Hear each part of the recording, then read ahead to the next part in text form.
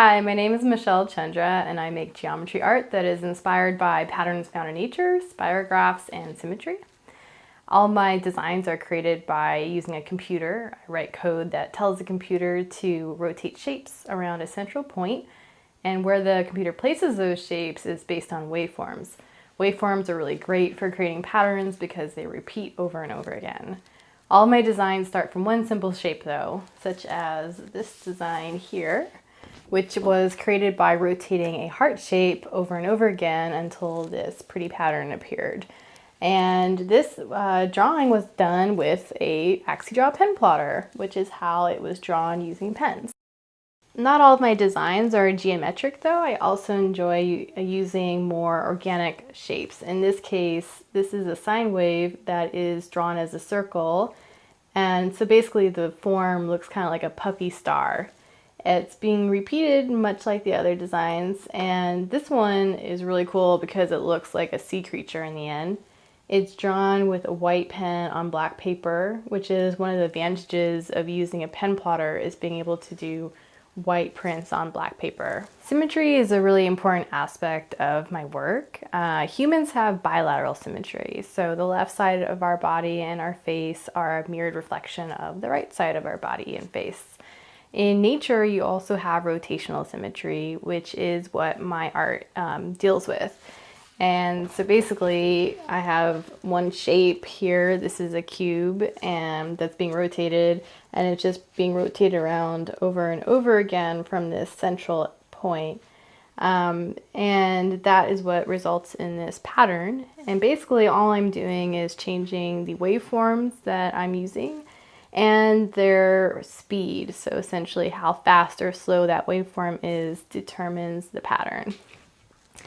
And the cool thing is you can use the same shape, so cube again, and with different waveforms and the different rate of speed for the waveform, you get a drastically different pattern, such as this one that has a Star of David in the center, which I think is really cool. And this one is drawn with cyan, magenta, and yellow pens, so where these pens overlap results in additional colors. So where yellow and blue overlaps results in green, and where pink and blue overlaps results in purple. So another cool thing about using computers to program art is that sometimes the code is broken, and in the end I end up preferring the broken code over what I was trying to do.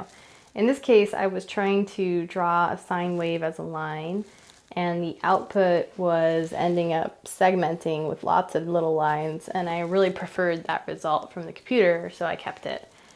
This one is drawn using a two-tone metallic pen, so it's both orange and gold. The design in the program, the computer starts it in the outer part and then starts drawing these shapes inward all the way around, going back to that idea of rotational symmetry. And once it's in the center, it starts again to draw these shapes out. As the artist though, I really liked this final pattern, so I stopped the program in the center. The shape looks like a flower again, similar to an origami flower.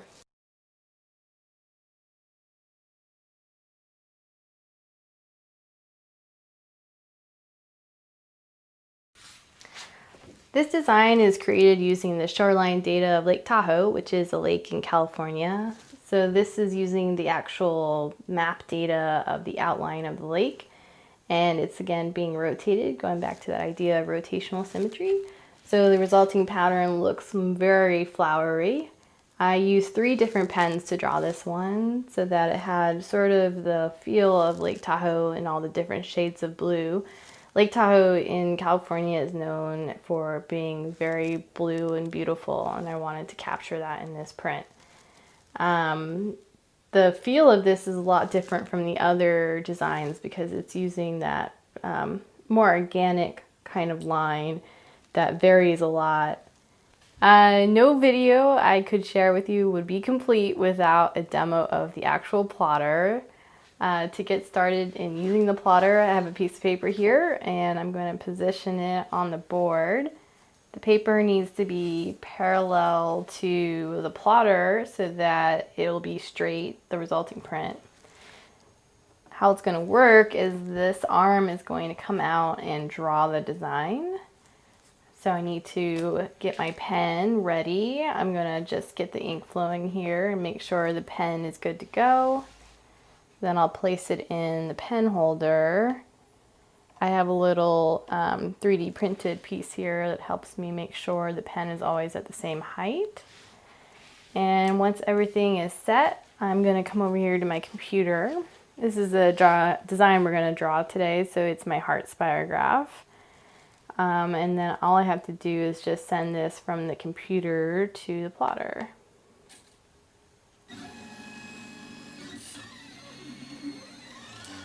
So it takes a good amount of time to plot most of my designs since they're very detailed. It could take upwards of a few hours. This one won't take as long because it's not as detailed. The quality of each plot is going to vary depending on the pen that I use. So this is a thicker marker. I usually don't use as thick markers with my designs because they're very detailed and I would lose detail. There's a lot of line overlap happening and I want you to see more of that detail. So I tend to seek out really thin pens so you can see all of that detail. But for the purposes of this demo, I wanted you to be able to see the hearts being drawn. As the plotter is drawing, you'll notice that it's going all one speed, and that speed is determined in advance by me as part of the settings in the program. It's generally a lot of the pens like Jelly Rolls do better at a slower speed so that the ink flow is more consistent. So it's kind of a trade-off. You're trying to decide how fast to run the machine without sacrificing any pen line quality. One reason I mentioned setting the pen height to be the same each time is that when you're plotting a design, you want the pen to make contact with the paper, but at the same time, you want to make sure that the height is the minimum needed, because when the pen lifts up off the paper, you don't want the pen to drag and leave a mark, and you also don't want the pen, when it sets down on the paper, to leave a blob mark on the paper before it starts drawing. So the pen height is actually really important in the end. So this is that heart spirograph design drawn with a black marker. And this is a design that's pretty detailed, so we're losing a little detail with the thicker marker, but it also has a nice amount of overlap that's pleasing. And one thing you have to be careful with when it comes to markers is that they'll tend to rip up the paper if the lines cross over too much. This seems to be kind of on the line of maybe a little too much overlap happened in the end. As humans, we all love pattern, we all love a familiar repetition of form, and we all love beautiful things. And I think that's why I make the art that I make.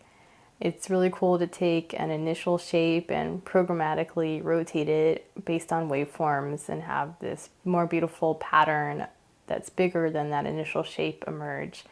I really love hearing from people about what they see in the designs. People have told me that they see fish bones and feathers and saw blades and fans and dresses and fabric, and it's really cool hearing all these things that my designs remind people of.